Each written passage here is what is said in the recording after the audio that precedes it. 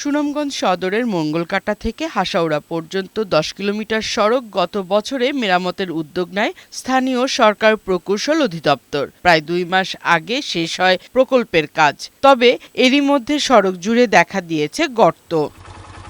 এলাকাবাসীর অভিযোগ, এলজিইডির কর্মকর্তাদের ম্যানেজ করে ইচ্ছামতো কাজ করেছেন ঠিকাদার প্রতিষ্ঠান। ২ বস্তা সিমেন্টের কাজ ওনারা ১ বস্তাতে কইরা গেছে। বিপুল পরিমাণ অনিয়ম দুর্নীতি তারা এখানের মধ্যে করছে। টুকরি পাল্টাইবো তার টুকরিটাও পাল্টাইছে না। প্রকল্পের কাজে অনিয়মের দায়ীদের বিরুদ্ধে ব্যবস্থা নেয়ার দাবি স্থানীয়দের। এই রাস্তাগুলা সম্পূর্ণভাবে অনিয়ম কাজ করা হয়েছে। যে মানসম্মতভাবে যে এই অনুযায়ী শিডিউলভাবে কাজ করার কথা ছিল, এইদিকে এই কাজ হয়েছে। কাজের ত্রুটির কথা স্বীকার করেছেন এলজিইডির নির্বাহী প্রকৌশলী। প্রতিটি বেশ কিছু ত্রুটি বেশি, সেগুলো সংশোধন করার জন্য আমরা ঠিকাদারকে বলছি, আমি চিঠি দিয়েছি।